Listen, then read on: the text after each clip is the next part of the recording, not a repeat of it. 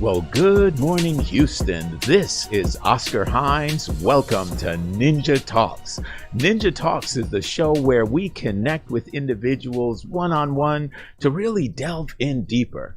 And of course, as is our custom, we always have fascinating guests and fascinating conversations. Welcome, Miss Shawn Eaglin. How are you? I'm doing well. Thank you for having me on. Oh, it's a pleasure. Excited. It's a pleasure. So I have to say that when we first met, we had a couple of really interesting conversations, Yes. and then we had another conversation. I thought, man, you've got all these layers. So with any luck Yes, today, we're yes.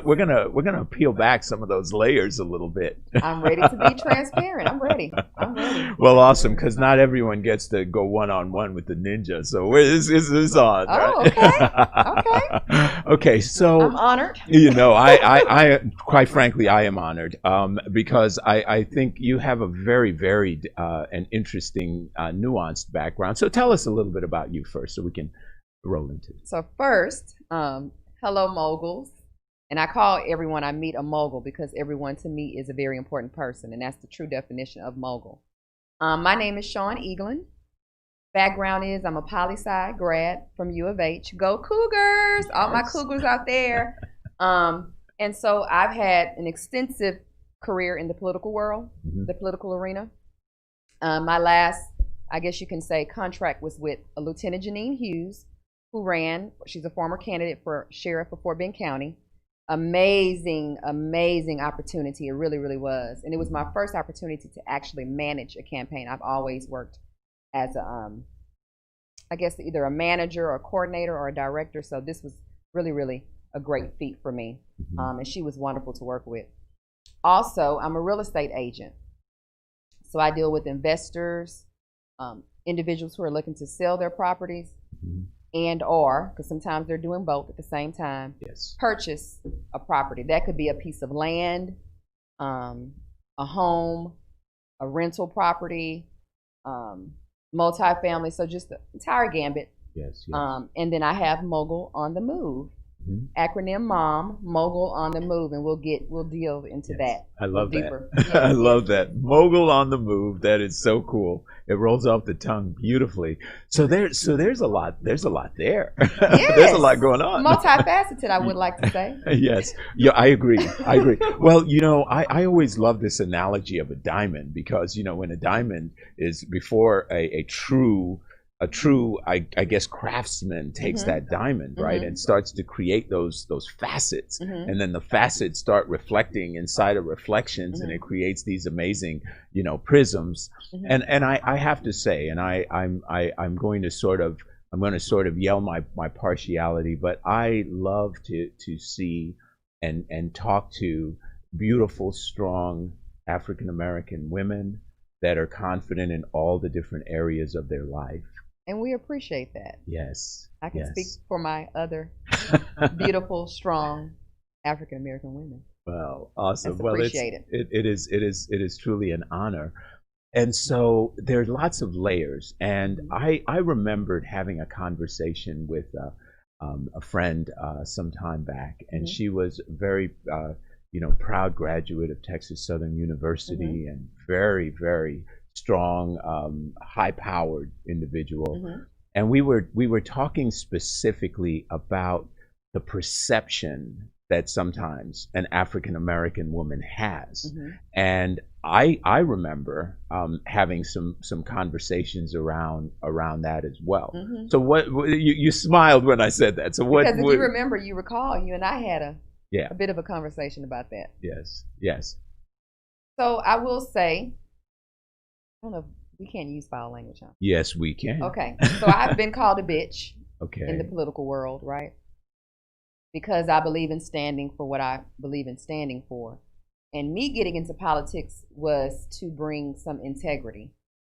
And so this last campaign truly showed people that I actually esteemed. I saw some things behind the scene that really was shocking. And I was not going to go with the grain. I was going to go against the grain. And so I was called a bitch. But I'm fine with that, because as long as I feel like I can sleep at night with the decisions that I've made in whatever industry I'm dealing with at the moment, then that's fine. I will be labeled that. Not literally, whenever I meet someone, I'm going to speak. I'm smiling. I'm never ever unpleasant. So it's amazing to me that a man can stand for what they believe in, right? Regardless if I feel like it's right or wrong, and they're considered a strong man, a powerful man, you know, astute. But sometimes when women do that, then we're, you know, labeled. Right. Yeah. Now that was exactly where I was going to go, and that's where you took it. If a man says the exact same words, it's perceived differently, and a woman is vilified for being strong in that regard. Yes. Which is really unfortunate and sad. Yes. So I mean, how do you change a narrative like that? Well, what we're doing right here, conversation, and I feel like for me, I know my purpose. One of my purposes is to be a matriarch. I feel like I am the matriarch of my family, meaning I'm the person that people come to for, even with my friends. I'm that one friend that everyone comes to for comfort, maybe financially. They're needing assistance, to share things with me. They know if they tell me not to repeat, it will not be repeated. And so I'm that safe place, right? So I can be this powerful woman, but I'm still a matriarch in the sense as I am also a comforter, right? But that's not talked about when you're speaking about a matriarch or powerful woman. We only want to focus on when we have to be strong or stern or steadfast in our beliefs. But a lot of us are also comforters. Yes. So it's a very complex ideal. There's nuances to it. Yes. So one of the perceptions, anytime in the religious paradigm, when we hear of, like we look in a biblical sense, we always have that vengeful God, that God of war, that jealous God. When we look at the paradigm of Mother Earth, like in some of the African traditions, you have nurturing and caring and loving, and so the matriarchal energy, the feminine energy, is actually a healing energy. It is. It is. I always say so. The scripture in which I found my purpose is Matthew 23:11, and it pretty much informs and instructs us. Those that are the greatest amongst you will serve. And I said, you know what? Wow, that's my purpose, servitude. Like I'm meant to serve others. Sometimes I get paid. Yes. To serve others. Yes, that's right. But that is my purpose because, you know, people I come in contact with, I think you mentioned that to me too. Everyone has even as a younger adult and even as a child, you know, people are drawn to you. You have such a strong presence. You have such a powerful energy. Yes. And so the humble side of me, I guess, was drawn to that scripture, right? Yes. I may be perceived as this type of woman, but that means that I have even a greater purpose, right? And it's to serve others. And so that's how Mogul on the Move came about. Yes. Wow.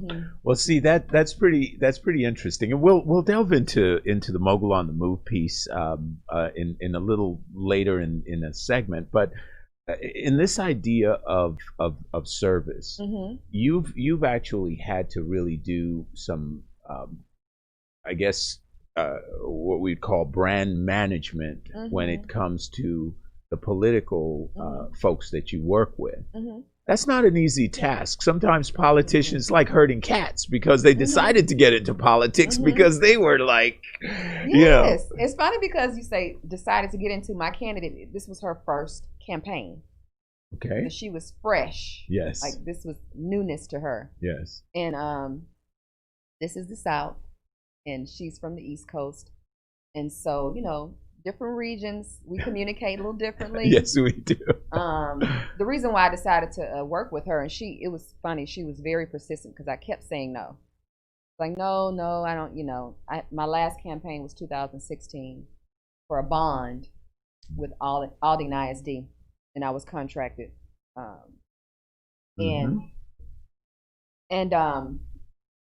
I just really wasn't interested in taking on something so great because when you have a county election, it's totally different unless you're dealing with a larger city like Houston. Right.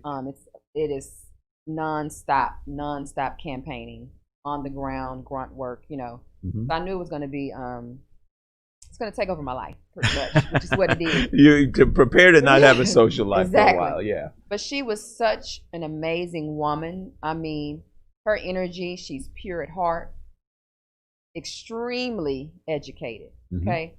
I mean, FBI graduate, wow. Extremely educated, commander. I couldn't say no. I had to, you know, it was like, okay, this is part of my purpose, part of my servitude. Yes. And so, but we did, we went back and forth regarding communication. You know, it's much different, you know, dealing with Southern men is much different. It is, because a East Coast person has a whole different energy about. It's like, yeah, so how's it going? So what are we doing? I remember when I went to, I was on the East Coast. It was funny, the guy, and I use the word guy a lot too, but said, how are yous doing? What are yous gonna do? I said, are you saying yous? Like, yeah, you know, the different cultures. Yeah, you got cultures. But we there's say y'all. I mean, people are like, what? Exactly. Well, the energy is a little bit different too, because East Coast people tend to interrupt each other in mid sentence a lot of times. You know, you're halfway through a sentence, and you're like, yeah, because they already get it, so they want to show you they got it, so they want to go to the next thing. And anytime I talk to my East Coast guys, I get that a lot, you know. So where I have friends, still great friends over there, like, yeah, I was going to call you. I thought I was going to call you. And then I said, do you realize how you sound right now? And then I have one female friend. She's like, my daughter. I'm going to get my daughter. And that's so just there. It's hysterical. You know, we all have our own little nuances. Slangs or, nuances. That's right. Or, so it's kind of funny, but there's a definite, what you're saying is that there's a definite difference in the mode of communication, and you were just alluding to, especially when it comes to Southern men. So what does that mean? The way Southern women usually will communicate with Southern men. So for me, you know, like we talked about prior, I was raised, I'm a 70s baby, right? And so I was raised, well, I guess I can't say whatever I want to say. You did tell me that, right? So, for example, my father, you know, I would bring him his house shoes, or when it was time to eat, and, you know, I would bring him his plate, whatever he needed, you know, servitude. Yeah. But I found joy in it, right? Yes. And some women, you know, depending upon how you were raised and what region you're from, you might look at that as being demeaning, or, you know. Yeah. But for us, we were raised to find joy, and I still do. If I'm dating, and I've gotten into debates, you know, I'm going to bring my man his plate. I'm going to make his plate if he wants, if he desires that. Now, if he doesn't, then that's fine too. Sure. But catering, you know, it's not demeaning to me. And it's so funny because the East Coast woman will sing along to Destiny's Child Cater to You, but then the next minute you're telling me, why am I catering to my man? You know, now there's a lot to unpack in that conversation. So I want to go back to it, but we're going to take a quick break, and when we come back, we'll talk a little bit about this difference in culture, but also about this idea of servitude, because there's some different spins I have on that. Folks, you're listening to the Edge Radio Network. We are here live at Midtown Bar and Grill. Come by and see us. At some point, we will be doing some live studio audience work, but we're going to take a quick break. We are talking to the wonderful and amazing Miss Shawn Eaglin. We'll be back in just a moment. We work our whole lives to support our families. With one accident or illness, it can all be gone in an instant.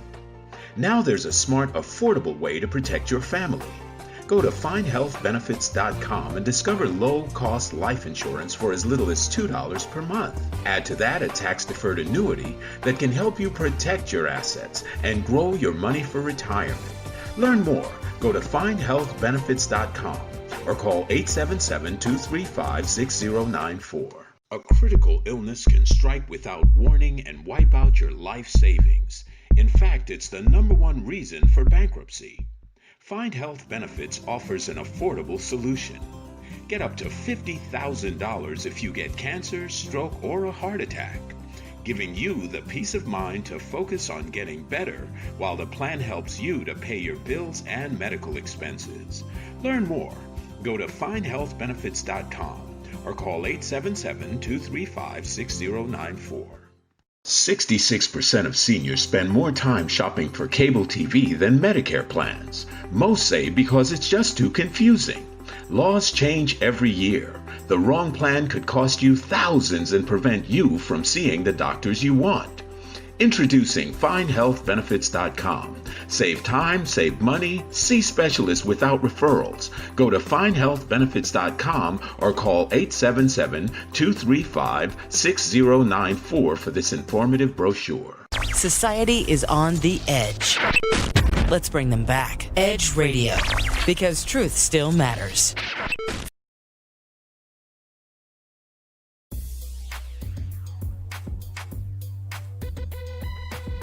The Natural Nation Network is really about taking control of your health physically, spiritually, emotionally, even intellectually, because there's so much out there in misinformation. There's a lot of people now that are suffering from all sorts of diseases that they really wouldn't have to suffer for if they had better information.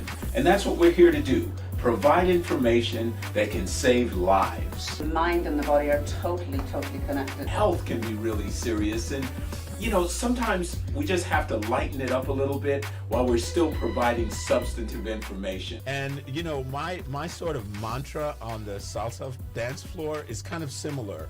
I tell somebody, if you make a mistake twice, it becomes a move. Okay, Tune into Natural Nation every Tuesday at 11 a.m.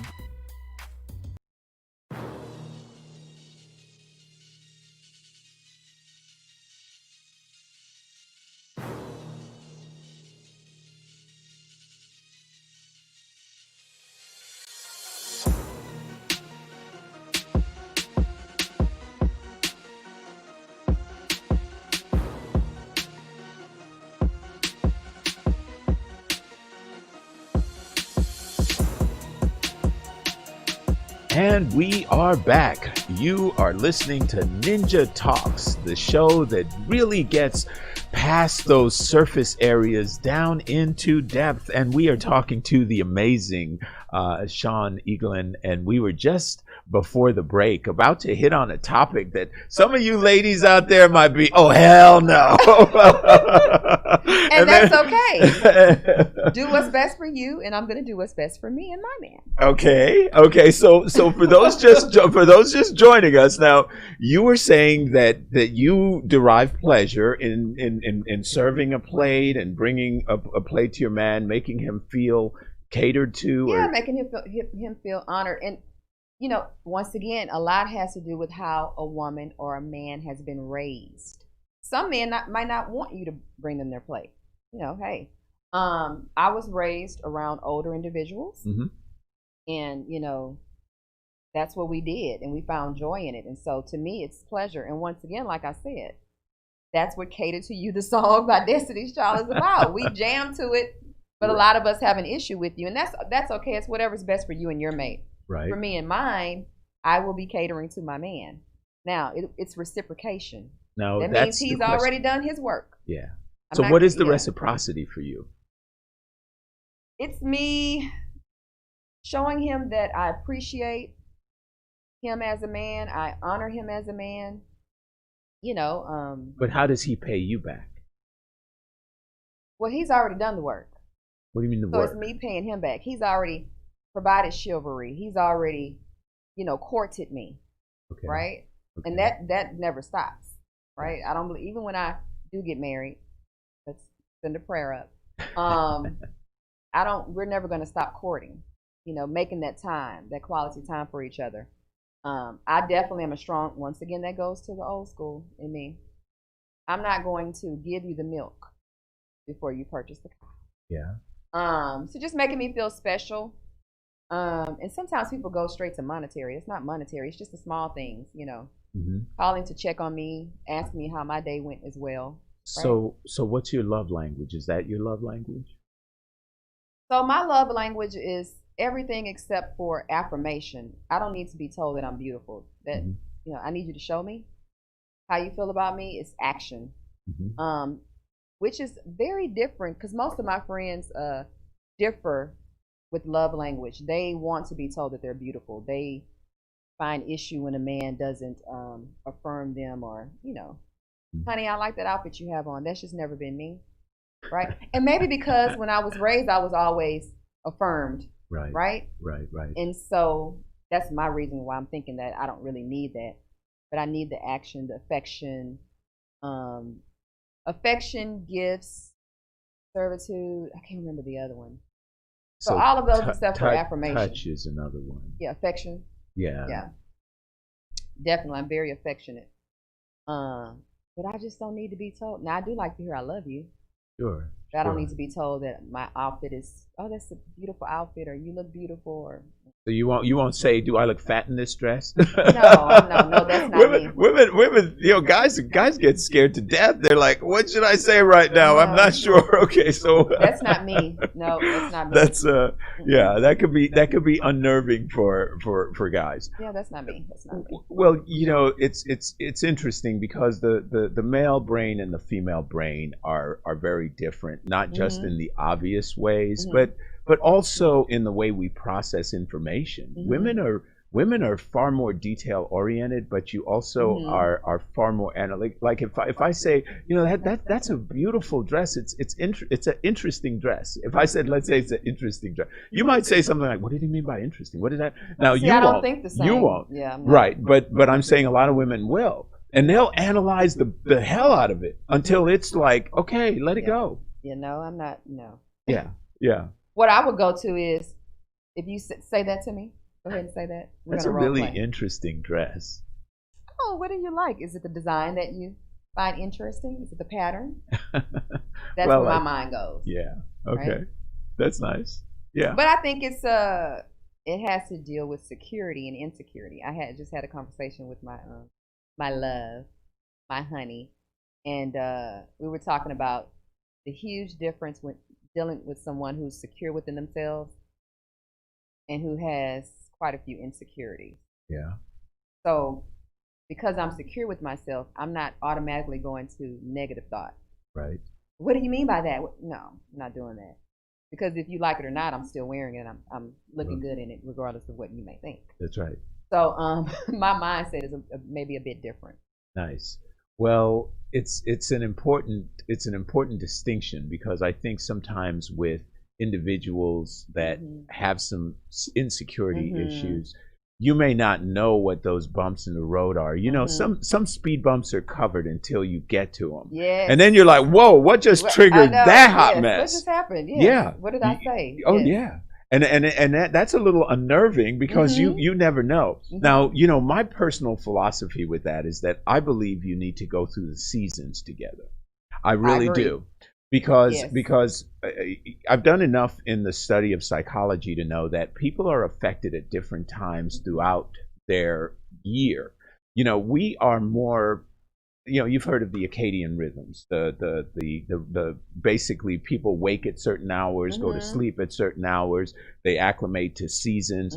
We're influenced by this environment far more than we would care to let on. And part of that process in being influenced in that environment is sort of understanding how you where you operate at your highest frequencies, those highest vibrational spaces. And I think in the context of a relationship. So let's say, for an example, and this is true. My dad died April 20th. So this was a very long time ago. This is 15, 16 years ago. But I was his caretaker. I took care of him right up until the last. And, we were close. We have other brothers and sisters, of course, still. All of us were very close. And it was sad to see that transition. Yeah. However, let's say that I'm in a relationship. Psychologically, right around April 15th, while I'm paying taxes, I might start showing signs of something that I don't even on a conscious level even realize. Yeah. And so we have those nuances throughout our we have seasons that we go through. Like some people will be over exuberant. It's Christmas. I love Christmas. This is the best holiday of the year. Others are like, man, I cannot stand this time of the year. All the commercialism, all this foolishness that you got to deal with, traffic everywhere. And so there's those different sort of acculturations, like you said, how you were raised, Mhm. but then what you ascribe importance to. And I think their moods are shifted a lot of times by things that they subconsciously don't even realize is going on. That's why I think it's a great importance to be in tune with your partner. Okay. So you mentioned your dad. Now, from conversation, if I'm in tune with my partner, say I met him in July, and so we've shared, backgrounds, we've shared different experiences, and so that I already know when his father, passed, right? When April comes around, if I'm truly in tune to him, then I'm not going to be on the defense. Innately, I'm going to say, oh, yeah, this is around the time his father died. And I may even bring it to his attention. Well, baby, you might be in a funk because, this is around the time that your father passed. So, it's understandable. I understand why you might be in a bit of a funk, But if you're not in tune, Right. you won't even remember when you're, Right. Right. significant others. That's a great. What you just said is exceptional. It is exceptional, and it's the kind of thing that a partner would really, really appreciate because of that tuning in. And I think it also brings up another aspect.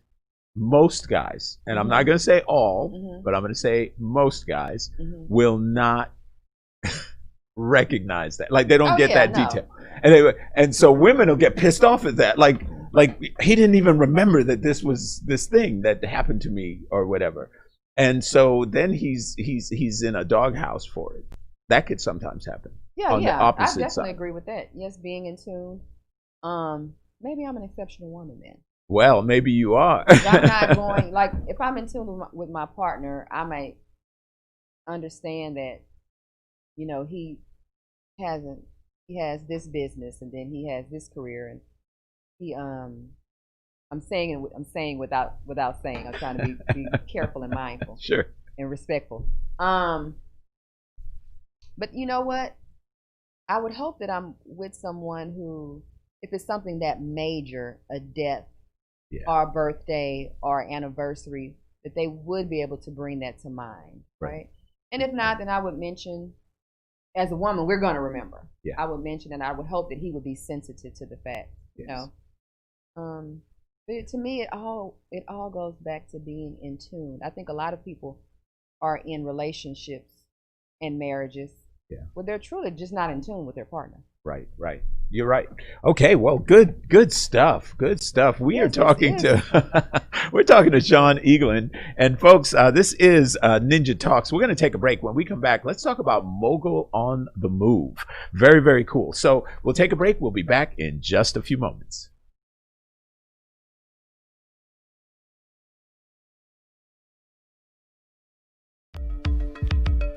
Are you a small business owner concerned about the downturn in the economy? Top business leaders like Mattress Mac and Warren Buffett will tell you that now is the time to promote your business more than ever. People need your services. Your business needs an edge. Learn about special advertising packages for small businesses right here on Edge Radio. Find out more, give us a call at 281-744-0446. That's 281-744-0446. Edge, because truth still matters.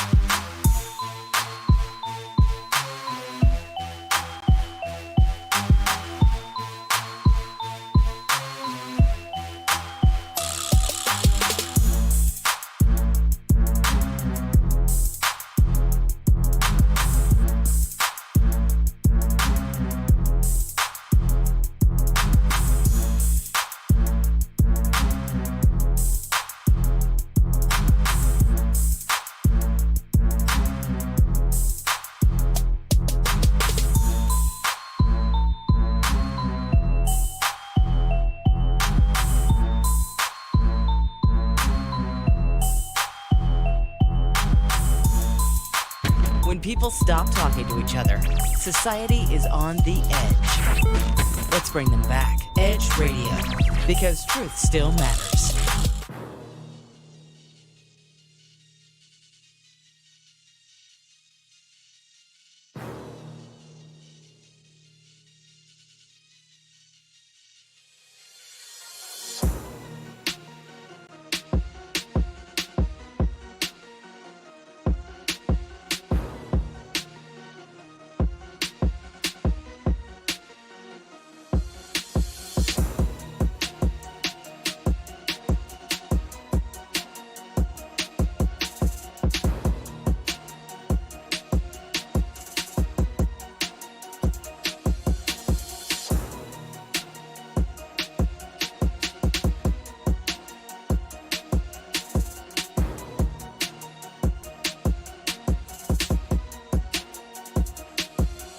And we are back. This is Ninja Talks. My name is Oscar Hines. I am here with Sean Eaglin. We are talking about some different aspects, and one of the aspects that I'd like to really get back to is business and some of the things that you do inside that space.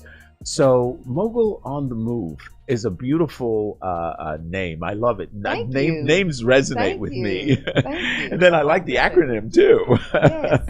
And MOM, of course, the acronym is MOM. And the amazing thing about being a mom, a mogul on the move, is that you don't actually have to have a child, right? A lot of women, and I've had this discussion a multitude of times, are moms or mogul on the moves, and they may be, say I'm a career-driven woman, and I'm constantly on the move. Or maybe I am a mother. I may even be a stay-at-home mom, but I'm constantly on the move, taking care of my household, even if I'm a single mother. Attending events with my child, or maybe I'm having to go to social events, maybe I'm dealing with philanthropy. You do have a lot of stay-at-home moms that are working hard, sometimes harder than some people that are going off to work every day. Right. Or maybe I'm an entrepreneur and I'm constantly on the move. So there's different aspects of being a mom, but that does not mean, the acronym MOM does not stand for I have a child. Yeah. You know, I'm a woman that's constantly on the move. Yes. So there's different dimensions, right, of everything you said. It's everything from either taking care of a child, managing your career, handling all these different nuances to your life. When you think about the obviously you've been around some very influential women over time, some powerful women, matriarchs that really help to sort of shape the strength of the woman that you become. When you think about these characteristics of someone who has to juggle all of these different, I like to not think of it as juggling. My analogy is plates. You know, those circus deals where you spin a plate because the one at the end starts to wobble. What characteristics do you have to effectively manage all of that? You have to be the ultimate multitasker. It is the ultimate multitasker. You may have one day that's just full of everything from planning to organizing to managing to dropping off, picking up, to sending out correspondence, to putting out a fire, to, I mean, it's just, I mean, so how do you do all of that well? Well, not all are called to be a multitasker, right? But if you are a mogul on the move, you have to, for me, I'll just use myself for an example. Speaking on behalf of myself, I definitely try to stay focused. I start off my days with my scripture. I have a scripture with certain family members, my brother, his wife, one of their children, and some other individuals in our family. We share scripture. Then I have my own apps that I use for prayer and for scripture. And I just feel empowered, right? So I'm starting off my day already feeling empowered instead of defeated. Some women, you may wake up and you're already depleted and defeated because you're thinking about all the different tasks you have to accomplish today. But when you start off feeling empowered, you're going to have a different attitude, and you're going to approach each situation, each task with a positive attitude, and you won't feel as defeated. To me, now that's just what I Sure. do, for myself. That's a great methodology, because it's really sounding like you're grounding yourself and That's a your great word. energy Yeah, that's great. at the beginning. And folks, sometimes I always like to kind of put in context. There are different people have different paradigms. Mm-hmm. So some people that may not be religious Mhm. might shut out what you just said, because they're like, I'm not praying to some God in a Bible. Well, maybe you or- might want to, do your yoga in the morning, Mhm. or just spend that quiet time with yourself to just, shut everything else out that's going on. Sometimes I'll share with my moguls, if I'm on my platform, social media platforms. Close your eyes, take a deep breath, and just sit in the fact that you are here. What is your purpose? And sometimes just grounding yourself in complete silence and thought, right, can just change, your attitude for the day. Yes. Maybe it's just you don't have to, whatever your, religious belief or non-existent religious belief, just that quiet time with yourself to woosah. Yes, yes. Well, I know that it is probably too big a gap for a lot of people to jump when I say this. So it may be offensive to some, but there's a closer correlation than most people think to spirituality in a Judeo-Christian paradigm and spirituality from, let's say, an Eastern paradigm. Because if you're a Christian and you're praying to the Holy Spirit to help you have a good day, you could change that to I'm praying to the universe, or I'm recognizing my own divinity. In an Eastern philosophy, you would say namaste. I acknowledge the God within you. So if I acknowledge that you are a divinity, does that make me a pagan? Because if we think about Genesis 1, where it says, God, let's make man in our image according to our likeness. And the hour had to represent some divinities or angels or whatever one would use. It was plural. It wasn't singular. But so I think when we start to meditate at the really deepest levels, and something you just said about breathing in, taking that deep breath, from a holistic standpoint, when one takes that deep breath in, you're sending a signal to your subconscious mind, to your parasympathetic nerve, to start to go out of fight or flight and to settle into your energy.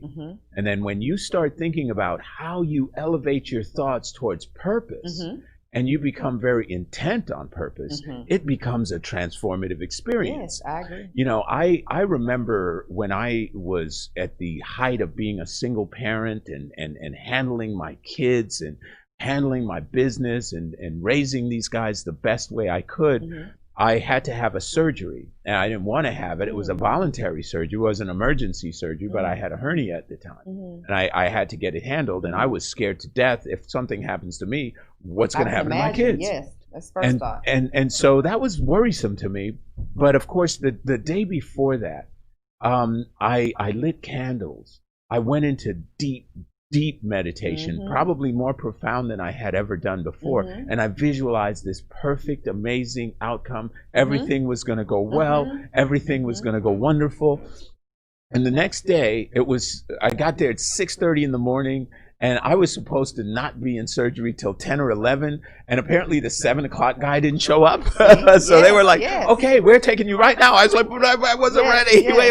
But they took me in, and it went smoothly. But the bigger part of that process was that after that, about a week later, I was told I shouldn't be lifting anything for 3 weeks or whatever. And I was stubborn, but I decided I would drive to Florida by myself, which I never did. And I used to always take my kids on vacation. I couldn't get on an airplane, but I wanted to get away. That was the thing. I wanted to meditate. You chose Florida. I love the sort of emerald coast. Well, no, not quite like Fort Lauderdale or Miami. Okay. I'm talking about Destin, that area. So I drive because I can't get on planes carrying bags, all that. So it was relaxing. I get there 9-10 hours to Destin, and then I didn't want to reserve anything. I wanted everything to happen sort of organically. So okay. I found the perfect hotel. Then I rented this awesome condo overlooking the beach, and I took all my journals. But here was sort of the import. And guys, I really want you all to try this. If you haven't ever done this, and maybe with COVID you can do it or not, I'm not sure. But a Deepak Chopra book. I love Deepak, yeah. He's cool. And he said, try this experiment. Go away for at least 3 days. Don't listen to any radio. Don't watch any TV. Don't interact with your phone. Don't connect with anything or any external stimulus. The only thing you can do if you do anything is read your own journals or things that you wrote yourself. But don't even read a book during these 3 days that's outside of the sphere. And I says, now why do that? Because what we'll realize is that our brain is like a turbulent sea. So it's thrashing about. It's thinking about what I did, what bill I didn't pay, what I have to do, what conversation I have to have. And so it's thrashing about. And then he says the second day, you've thought about most of what you were going to think about, so your brain settles. But then he says, usually by around the third day, something fascinating happens. Your mind becomes still like a pond. And he says, now, imagine a pebble that's dropped into that pond. But imagine the pebble as your intention, your purpose. And when it drops into the pond, it resonates outwards, resonates. And that resonating is the energy frequencies in the universe that's helping you to actualize your vision. Profound. And I love that. Profound vision. I love that. And those of you guys who don't keep a journal, maybe take that time to start writing. Yeah. Use that time to start writing down your thoughts and aspirations and, just different. I literally, and I don't know why, I started writing journals at 13. Oh, wow. Okay. So I have a chronicle. And what's interesting is that it's like a snapshot of where you are psychologically. And folks, most of us are fooled into this false notion that we're going to remember how this was. Okay, I went through a divorce. I'm going to remember how this was now because that was so frustrating and humiliating and I'll never let that happen and blah, blah, blah, blah. And then you really forget. And you rationalize it until you justify it, and you marry the same asshole you married the first time. And people have patterns. Yes. So the beauty about it is when you have a journal and you can go back and you review these things, which I did. And one of my realizations during those journal reviews of all these many, many years, and I went through my marriage and the whole deal, was I realized I was living a lot of fear-based thoughts. Oh, yes. Yeah. And so many, that's a sermon. So many people live, and that is in their personal lives and their careers, in fear. Yeah. The decisions that are being made are in fear. I just had this conversation with a guy that I'm doing business with, and he made a comment to me. He said, you're the first person who actually was so detailed about the contract that we're trying to close. And I said, oh, well, that's because I don't do anything out of fear. Decisions that I make, I've prayed about them, I've meditated, I've digested. Yes.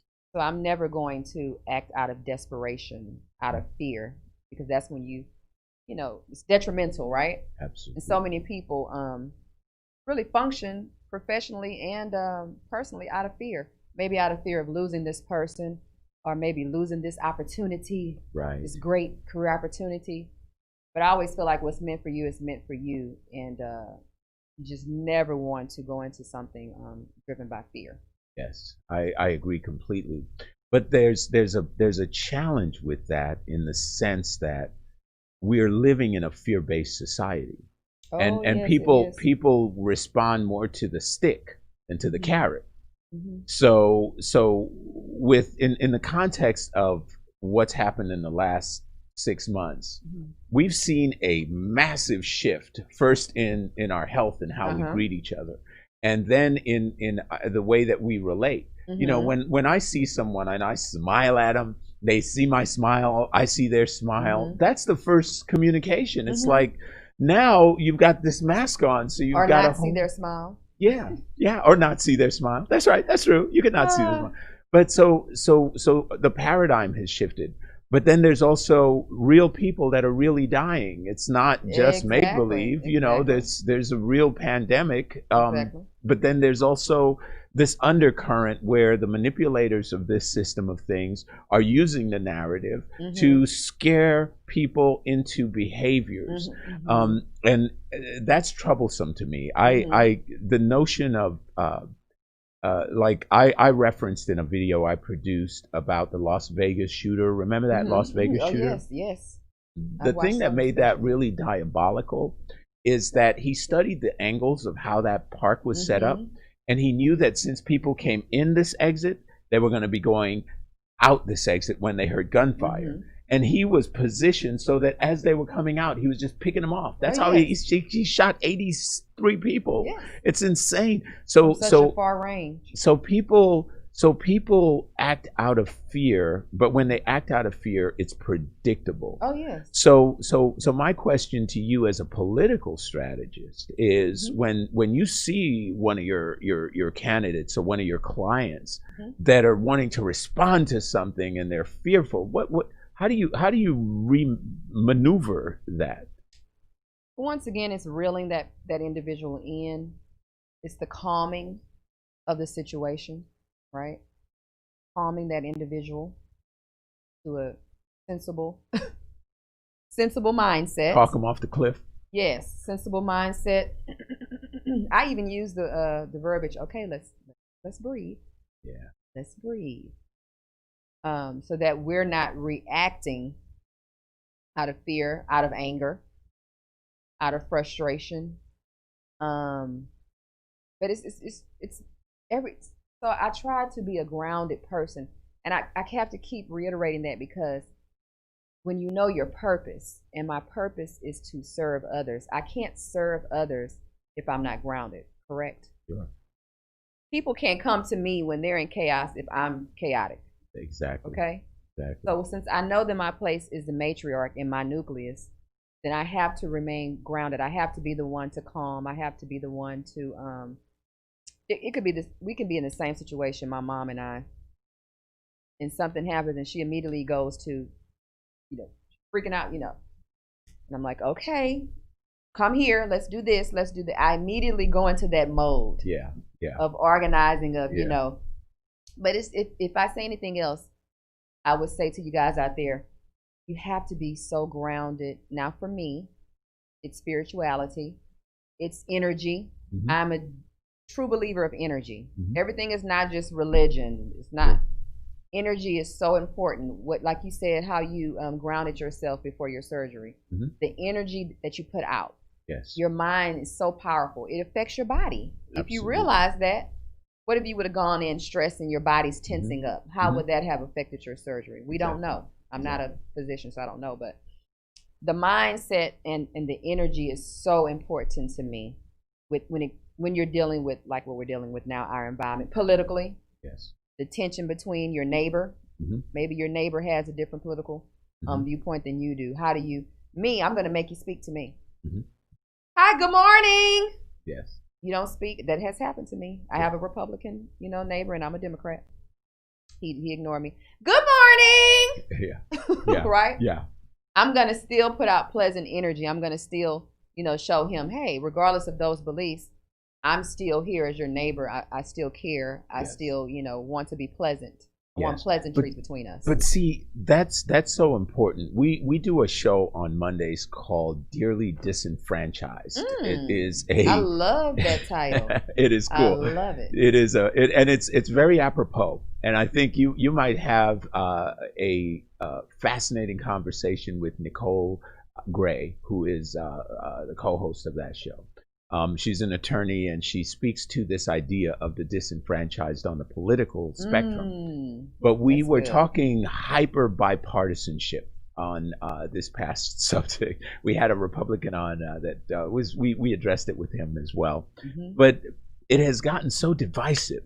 It is now become a matter of literally a zero-sum game where you got to hate the other side in order to be a loyal whatever. And here's the thing.